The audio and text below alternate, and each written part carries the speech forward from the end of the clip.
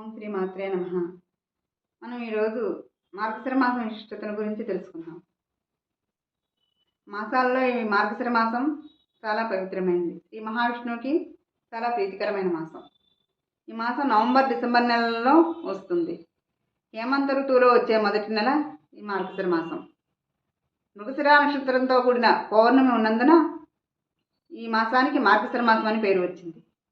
ఈ మాసం ప్రత్యేకించి శ్రీ మహావిష్ణువు శ్రీ మహాలక్ష్మీదేవి ఆరాధనకు ముఖ్యం. ఈ మాసంలో మనం భక్తితో పూజలు చేస్తే శ్రేయస్సు, ఐశ్వర్యం, దైవానుగ్రహం లభిస్తాయి. మార్గశిర మాసం మాధవ మాసం అని కూడా అంటాం. ఈ మాసంలో శ్రీ మహావిష్ణువుని ఆరాధిస్తే పాపాలు పోయి సుఖ సంతోషాలు లభిస్తాయి. ప్రత్యేకించి స్త్రీలు ఈ మాసంలో ఐశ్వర్యం కోసం లక్ష్మీవార వ్రతం చేయాలి. లక్ష్మీవార వ్రతం అంటే మార్గశిర మాసంలో 4 లక్ష్మీవారాలు, పుష్యమాసంలో 1 లక్ష్మీవారం, మొత్తం 5 లక్ష్మీవారాలు ఈ వ్రతాన్ని నియమనిష్టలతో ఆచరించాలి. ఇలా చేయలేని వాళ్ళు లక్ష్మీవారం నాడు ఆవునేయితో దీపం వెలిగించి మహాలక్ష్మీదేవిని పూజించాలి. వీలైతే వంటల్లో నూనె వాడకుండా నెయ్యి వాడితే మంచిది. ఇలా కుదరని వాళ్ళు మహాలక్ష్మీదేవి పూజ చేసి మహాలక్ష్మి అష్టకం, కనకతార స్తోత్రం చదివితే శుభప్రదం.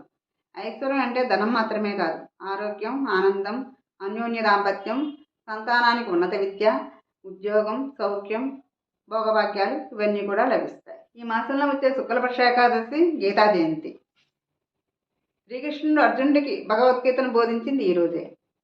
మాసానాం మార్గశీర్షోహం అంటే మాసాల్లోకెల్లా మార్గశిర మాసం తానేనని స్వయంగా శ్రీకృష్ణ పరమాత్మ బోధించారు.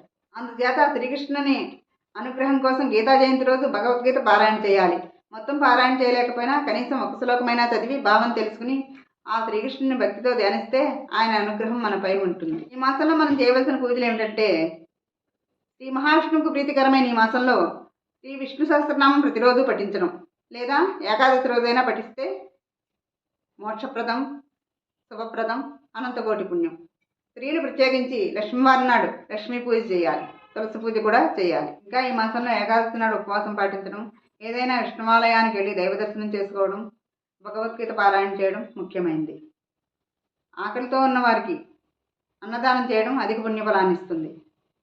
ఈ మాసంలో మనం చేసే ఏ పూజ అయినా, హోమమైనా, అభిషేకమైనా, మనం చేసే ఏ దైవ కార్యమైనా తానే స్వయంగా స్వీకరిస్తానని శ్రీకృష్ణ పరమాత్మ చెప్పారు. ఇంకా ఈ మాసంలో ముఖ్యమైన రోజులు చాలా ఉన్నాయి. అవి ఏమిటంటే సుబ్రహ్మణ్య షష్ఠి, భానుసప్తమి, కాలభైరవాష్టమి, దత్తాత్రేయ జయంతి, నరక పౌర్ణమి. వీటి గురించి మరో వీడియోలో తెలుసుకుందాం. ఈ మార్గశిర మాసం శ్రీ మహావిష్ణువుకు అత్యంత ప్రీతికరం కాబట్టి మనందరం భక్తి శ్రద్ధలతో శ్రీ మహావిష్ణువుని, లక్ష్మీదేవిని ఈ మాసమంతా ధ్యానిస్తూ వారి అనుగ్రహానికి పాత్రలు అవుదాం. ఓం నమో లక్ష్మీనారాయణాయ.